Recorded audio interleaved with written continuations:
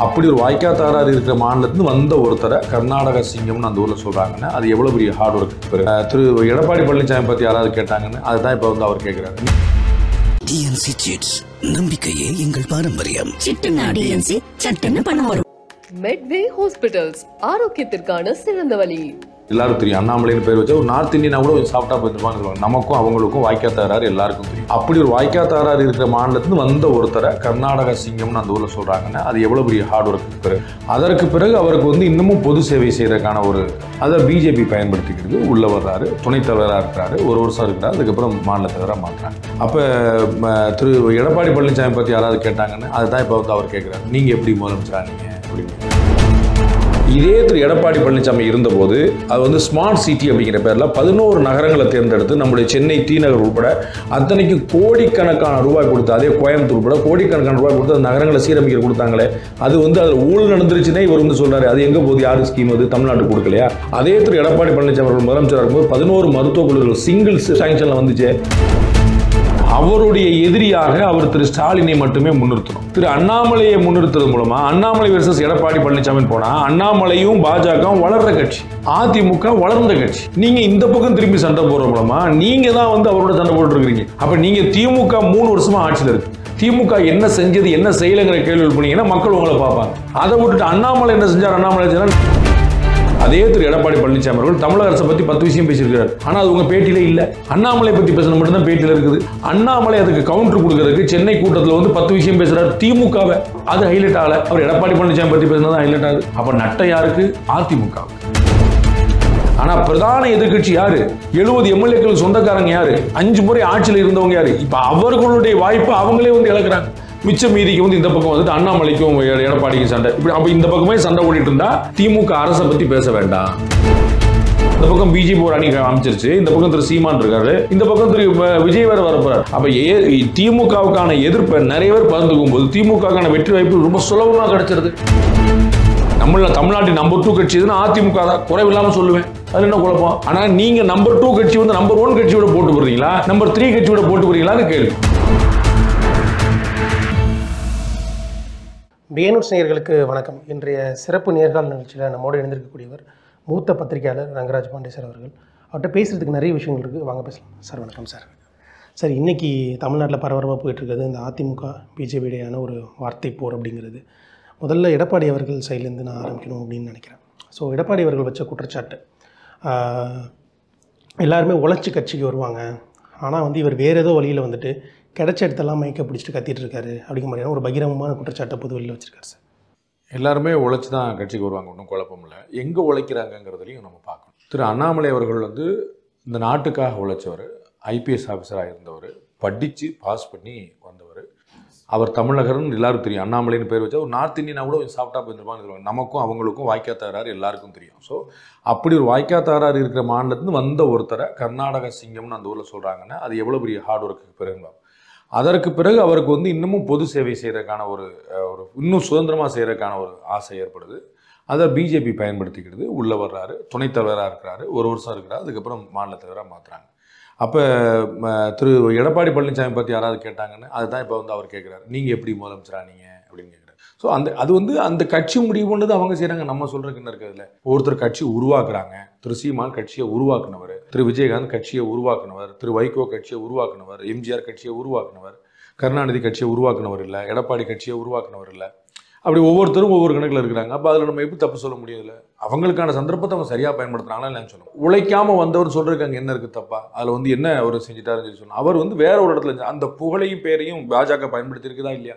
அப்புறம் பாஜக அவர் உழைச்சிருக்கா? இந்த 3 வருஷத்துல கட்சியுடைய முன்னேற்றம் பார்க்க முடியுதா இல்லையா?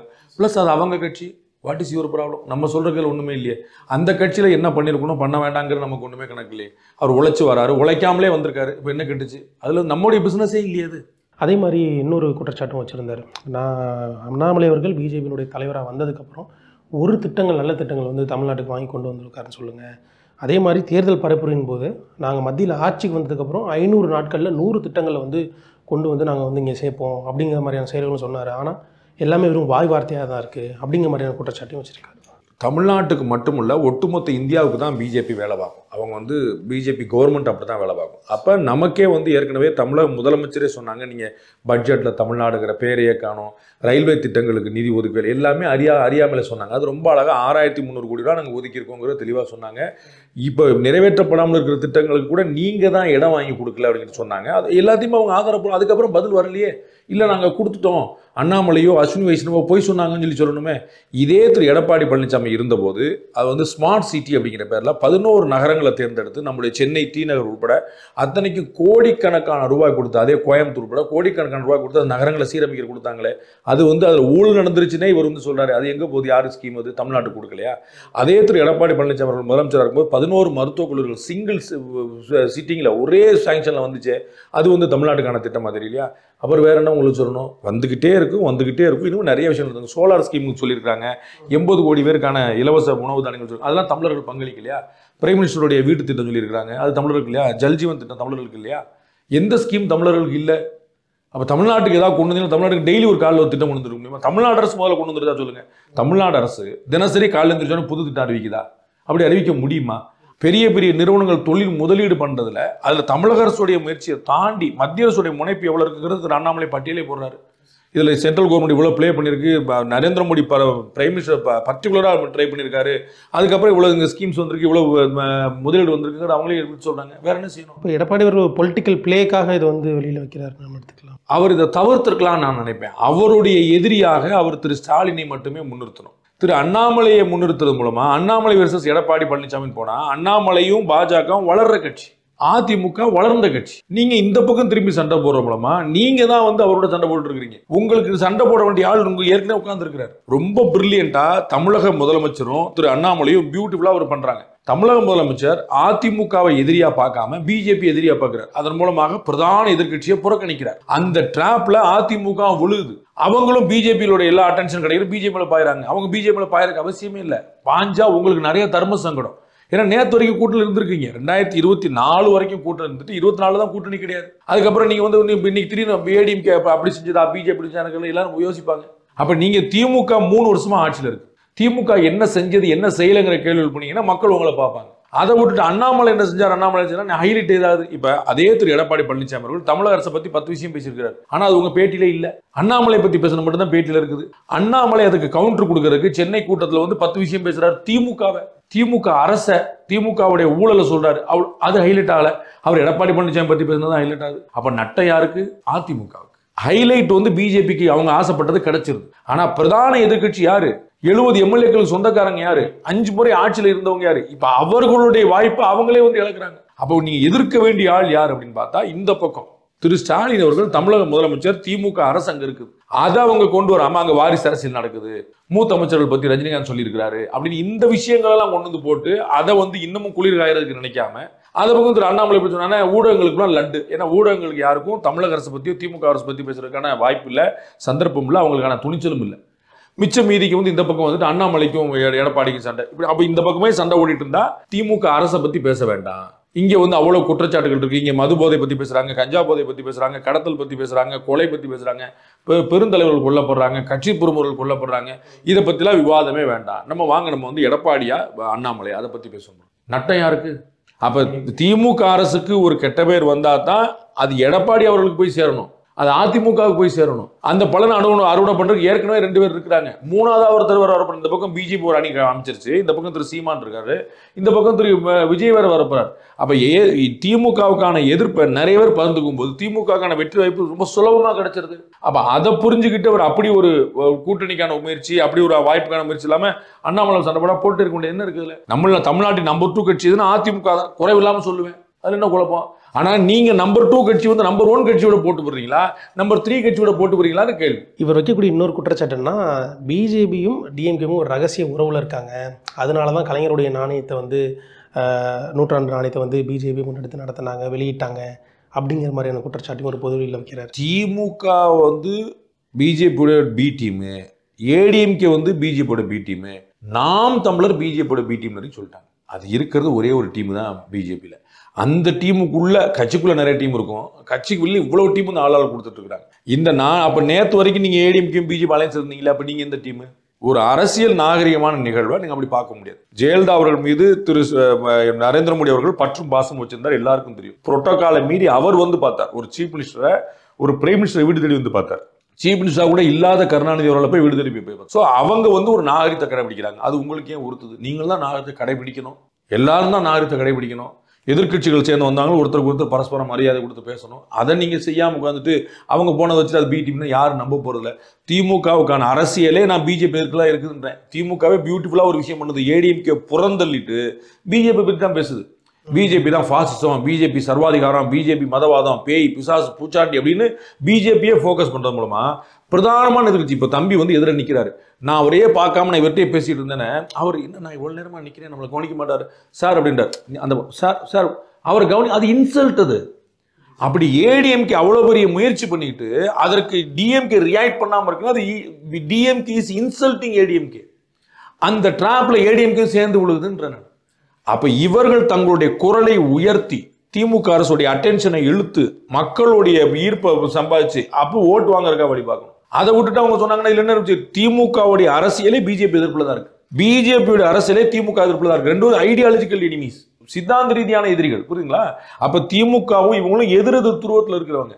அப்ப அவங்களுடைய சண்டை சமாதானமாறதுக்கான வாய்ப்பே கிடையாது. அப்ப அதுல நீங்க வந்து அவங்களுக்கு கூட்டணி இருக்குமோ இல்லை, நோ வே. அது வந்தா பொருந்தா கூட்டணியா இருக்கும், மக்களே ஏற்க மாட்டாங்க. சார் அதே மாதிரி அண்ணாமலை அவர்கள் வந்து ஒரு ஸ்டேட்மெண்ட் சொல்லியிருந்தார். 2019 நான் அண்ணன் எடப்பாடி அவர்கள் நம்ம சைட்லேருந்து தொடர்பு கொண்டு மோடி அவர்கள் வாரணாசியில் நிற்கிறாரு வாங்க அப்படின்னு கூட்டப்போ தோக்க போகிறவருக்காக நான் எதுக்கு வரணும் அப்படிங்கிற மாதிரி ஒரு ஸ்டேட்மெண்ட் சொன்னார் அப்படிங்கிற மாதிரி விஷயம் பார்த்தோம். இதே ஏடிஎம்கே ஐடிவிங் வந்து என்ன சொல்கிறாங்க அப்படின்னா, அவங்களுடைய வலைதளங்களில் அண்ணாமலை அவர்கள் வந்து பதவி ஏற்றதே வந்து 2020 தான், 2019 வரை வந்து எப்படி பேசியிருப்பாரு அப்படிங்கிற மாதிரி ஸ்டேட்மெண்ட் சொல்கிறாங்க. 2019 திரு அண்ணாமலை அவர்கள் சொன்னது, இந்த கூட்டணி இருக்கக்கூடிய ஒரு தலைவர்னார். நான் பேசினேன்னு சொல்லலை, அண்ணாமலை அழைச்சதா சொல்ல. கூட்டணியில் இருக்கக்கூடிய ஒரு தலைவர் திரு எடப்பாடி பழனிசாமியை கூப்பிட்டார். நானும் போறேன், வாங்க நீங்களும் வாங்க, நம்ம எல்லாரும் போவோம் கூப்பிட்டார். எடப்பாடி அவர்கள் வரமாட்டேனார். நான் கூப்பிட்டேன்னு சொல்லலை. சரிங்களா? ஒன்று. ரெண்டாவது கேள்வி எனக்கு திரு அண்ணாமலை பக்கமே எனக்கு இருக்கு. என்னன்னா 2019 வந்து இவர் மாட்டேனாரு, அன்னையிலேருந்து எனக்கு வந்து வேண்டாம் தோணிச்சு அப்படின்னா 21 வரைக்கும் நீங்க அலையன்ஸ்ல இருந்தீங்களே, 21 அசம்பிளியை ஒன்னா சந்திச்சிங்களே, 22 லோக்கல் பாடி எலெக்ஷன்ல 2 பேரும் ஒன்னா இருந்து உங்களுக்கு சீட்டுக்கான உடன்பாடு இல்லாம தான் தனியா போனீங்க. நாமினேஷன் ஃபைல் பண்ண ஆரம்பிச்ச பிறகு தான் தனியா போனீங்க. ஸோ 2019 திரு எடப்பாடி பழனிசாமி அவர்கள் தோக்க போற நரேந்திர மோடின்னு சொன்னது திரு அண்ணாமலை 2021 தெரியாதா? 2021 தெரியாதா? அதெல்லாம் வந்து ஒரு காரணமா சொல்றாங்க. ஏடிஎம்கே வந்து நமக்கு உதவாது, நாம நம்ம வளர்ச்சியை பார்க்கணும். ஏடிஎம்கே வீழ்த்தினாதான் நாம நம்பர் 2 ஆக முடியும், நாம நம்பர் 2 ஆனாதான் நம்பர் 1 மாற முடியுங்கிறது பிஜேபியோட கணக்கு. அதனால அவங்க வந்து ஏதோ ஒரு காரணம் தேடுவாங்க. அவங்களுக்கு வந்து ஏடிஎம்கேவை இனிமே வந்து சேர்க்க முடியல. அங்க ஜெயலலிதா இல்ல, எம்ஜிஆர் இல்ல, ஒரு கரிஸ்மேட்டிக் லீடர் இல்ல, முக்குளத்தூருடைய எதிர்ப்பு சம்பாதிச்சிருக்காங்க, தென் மாவட்டங்களை பெரிய பின்னடைவு சந்திச்சிருக்காங்க, அவங்களுக்குள்ளே வந்து ஒரு புகைச்சல் ஓடிட்டு இருக்கு. அப்ப நம்ம இதுதான் வந்து குளிர் காயறதுக்கான நல்ல நேரம், மீன் பிடிக்கிறதுக்கான நல்ல நேரம், நம்ம வந்து இறங்கி அடிப்போம்னு பிஜேபி இறங்குது. அவ்வளவுதான். ஸோ அதே மாதிரி அண்ணாமலை அவர்கள் வந்து ஒரு கவுண்டர் கொஷின்ஸ் வந்து எடப்பாடி உங்களுக்கு வச்சுருந்தாங்க. இந்த மாதிரி என்ன பேசுகிறதுக்கு உங்களுக்கு வந்து தகுதி கிடையாது, நீங்கள் எப்படி பதவிக்கு வந்தீங்க தெரியும், தவந்து விழுந்து அப்படி தான் வந்தீங்க, நீங்கள் வந்து என்ன பேசுகிறது தகுதியே கிடையாது அப்படின்னு சொல்லிட்டு ஒரு 2-3 வார்த்தைகள் போட்டு அப்படிங்கிற மாதிரியான வார்த்தைகளை ஒரு சூப்பர் சீனியர் லீடர் அவர். ஸோ அவரை வந்து ஒரு பொதுவெளியில் வச்சு பேசுறதுங்கிறது சரியா சார்? பாரத பிரதமரை பற்றியே பேசியிருக்காங்க, தமிழ்நாட்டில் பெருமக்களே பேசியிருக்காங்க. பாரத பிரதமரை என்னென்ன வார்த்தையெல்லாம் சொல்லணுமோ சொல்லியிருக்காங்க. நான் சொல்றது யாரோ ஒரு வெறும் மேடை பேச்சாளர், ஒரு கழக செயற்குழு அதெல்லாம் கிடையாது. நான் தலைவர்களே பேசியிருக்கிறேன். எந்த ஜெயலலிதா பற்றி இங்கே தமிழ்நாட்டில் பண்ணாத விமர்சனமா? தனிப்பட்ட முறையில் ஜெயலலிதா அவர்கள் பற்றி தனிப்பட்ட முறையில் பேசாத வார்த்தைகளா? கலைஞர் பற்றி பேசாதா? எம்ஜிஆர் பற்றி பேசாதா? அவருக்கு வந்து குண்டடி போட்டு வாய் பேச முடியாத நிலைமையில எவ்வளவு இழிச்சும் பழிச்சும் பேசினாங்க. யார்? காமராஜர் பற்றி பேசாதா? ராஜாஜி பற்றி பேசாததா? யாரை பற்றி இந்த தமிழகத்தில் அரசியல் தலைவர் பேசலான்னு திடீர்னு வந்து அப்படிலாம் பேசலாமா அப்படின்னு என்ன அர்த்தம்? அப்போ ஒரு தரக்குறைவான அரசியல் இருக்கணுமானா இருக்கணும்னு சொல்ற ஆள் நான் கிடையாது. சரிங்களா? ஒரு நல்ல ஆரோக்கியமான அரசியல் நோக்கி தான் போனேன். திரு வாசனை விட்டா வேற யார் இருக்கா உங்களுக்கு? நீங்க சொல்லுங்க. யாரை பத்தி தப்பா பேச மாட்டாருப்பா அப்படின்னு யாரையா ஒருத்தர் சொல்லுங்க. உங்களுடைய அனுபவத்தை சொல்லுங்க. சார் இவர் தப்பா பேசி நான் பார்த்ததே இல்லை சார், யாராவது ஒருத்தர் சொல்லுங்க. அவர் ஒருத்தர் தான் இருப்பார். இல்லாட்டி தமிழர் மணின்னு இருப்பாரு, இல்லாட்டி பழகருப்பியா இருப்பாரு, பழகருப்பியா கூட பல விமர்சனங்கள் பண்ணி வச்சிருப்பாரு. அப்ப நீங்க எங்க போய் அந்த அரசியல் தான் நீங்க விரும்புறீங்களா? அப்ப இன்னைக்கு சண்டை செய்யறத மக்கள் விரும்புறாங்க. உங்களை மாதிரி ஊடகங்கள் பெருசுபடுத்துறாங்க. ஆஹா ஓஹன் அதுதான் போடுது. அவர் நல்லா இறங்கி சண்டை. நீங்க வந்து சாதாரண சண்டை பண்ண, நான் வந்து கத்தி சண்டை போடுவேன், நீங்க குங்கு போட்டீங்கன்னா நான் வந்து கராத்தை போடுவேன், ஆள் கிளம்புறாங்க. அப்போ ஒண்ணுக்கு மேல ஒண்ணு போயிட்டு இருக்கு. திரு சீமான் அவர்கள் பேசாத வார்த்தையா? இன்னைக்கு வந்து பேட்டில் சீமான் சொல்றாரு, தமிழ்நாட்டு அரசியல் மூத்த தலைவர் திரு எடப்பாடி பழனிசாமி அவரை பார்த்துட்டு பேசக்கூடாதுன்னு. தமிழக முதலமைச்சர் பத்தி திரு சீமான் எவ்வளவு பேசியிருக்கிறாரு? தமிழக முதலமைச்சர் மூத்த தலைவர் இல்லையா? இந்த நாட்டுடைய முதலமைச்சர் இல்லையா, மேடையில் என்னெல்லாம் எடுத்து காட்டியிருக்கிறாரு திரு சீமான். அப்போ நான் சொல்றது எல்லாருமே பேசியிருக்கிறாங்கன்ற. அப்போ நீங்கள் அண்ணாமலை எப்படி குறி வைக்க முடியும்? நாயகன் படத்தில் கமலஹாசன் சொன்னது அவங்களை நிப்பாட்ட சொல்ல நான் நிப்பாட்ட அப்படிதான். மூத்த பெருமக்கள் அண்ணாமலையை பற்றி பேச வேண்டிய அவசியம் இல்லையே. அண்ணாமலை ஏன் பேச போறாரு? அப்போ நம்ம கட்டாயம் சொல்லலாம், ஏப்பா அவங்க எல்லாரும் வந்து அரசியல் பேசிட்டு இருக்காங்க, நீ ஏன்பா தனியாக போற, ஏன் பர்சனலாக போறேன்னு கேட்கலாம். அவங்க இந்த பக்கம் நீங்க கையை காலை பிடிச்சிட்டு வந்து யாரையோ பிடிச்சிட்டு தயவுல வந்தவங்கன்னு அவர் சொல்றாரு. அப்போ அது பர்சனல். அப்போ இவர் பதிலுக்கு பர்சனல். நீங்க வந்து கூவத்தூள் என்ன பண்ணீங்கன்னு கேட்கிறாரு. இந்த வார்த்தைகள் தவிர்க்கப்படணும், கட்டாயம் தவிர்க்கப்படணும். அது அண்ணாமலை இல்லை, திரு எடப்பாடி இல்லை, திரு சீமான் இல்லை, திரு ஸ்டாலின் இல்லை, எல்லாருமே தவிர்க்கணுன்ற நாகரிகமான அரசியல் வரணும். ஆனால் யார் ஸ்டார்ட் பண்ணுவா? இன்னைக்கு இருக்கக்கூடிய தலைமுறை, நீங்க இவங்க ரெண்டு வச்சுங்க, சீமானை வச்சுங்க, அண்ணாமலை வச்சுங்க, அவங்க நெக்ஸ்ட் ஜெனரேஷன் அரசியல்வாதிகள் இன்னமும் அக்ரெசிவா தானே இருக்காங்க. சீமான் அவருடைய பேச்சுல பொறி பறக்கலையா? அப்புறம் அண்ணாமலை பேச்சு நீ பறக்கும்ல. உங்களுக்கு புரியுங்களா? நீங்க சாதுவா வந்தா எப்போ அவங்க நல்ல மனுஷங்க அப்படின்னு மன்மோகன் சிங் ஆக்கி விட்டுருவீங்கல்ல. எடப்பாடி அவர்கள் இன்னொரு விஷயத்தையும் ஹார்ஷாக வச்சுருந்தார். நீ வெளியில் வந்து எங்களை வந்து ஊழல் கட்சின்னு பேசுகிறப்பா, எங்கள் கூட கூட்டணி வச்சுருந்தப்ப எங்களை பற்றி தெரியலையா அவனுக்கு? அந்த சங்கடம் இருக்கு தான் செய்யுது. நான் அதுதான் சொன்னேன் உங்களுக்கு. திரு எடப்பாடி பழனிசாமிக்கு அந்த சங்கடம் உண்டு. மத்திய அரசு வந்து தமிழகத்துக்கு எதுவுமே நலத்திட்டங்களை கொண்டு வரலன்றார். அப்போ எல்லாம் கேட்பாங்க, 4 வருஷம் நீங்களே முதலமைச்சர் இருந்தீங்க, 10 வருஷம் வந்து உங்கள் கட்சி ஆட்சியில் இருந்தது, அப்போல்லாம் உங்களுக்கு தெரியலையான்னு கேட்பாங்க. அப்போ அதே தான் திரு அண்ணாமலை கேட்பாங்க. நானே கேட்டேனே, 2021 வரைக்கும் அலையன்ஸில் இருந்தபோது உங்களுக்கு தெரியலையா எடப்பாடி பழனிசாமி வந்து நரேந்திர மோடியை பற்றி தோக்கிறவர் சொன்னார்னு தெரியலையா? 2019 சொன்னார்ல. அப்போ 2021 எதுக்கு அலையன்ஸ் வச்சிங்க? 2022 கூட்டணிக்காக வந்து உள்ளாட்சி தேர்தலுக்கு எதுக்காக இருந்தீங்க? அவங்க மாட்டு சொன்னப்போ தானே வெளியே வந்தீங்க. அப்போ இந்த சங்கடம் கூட்டம் இருக்கக்கூடிய எல்லாருக்குமே உண்டு.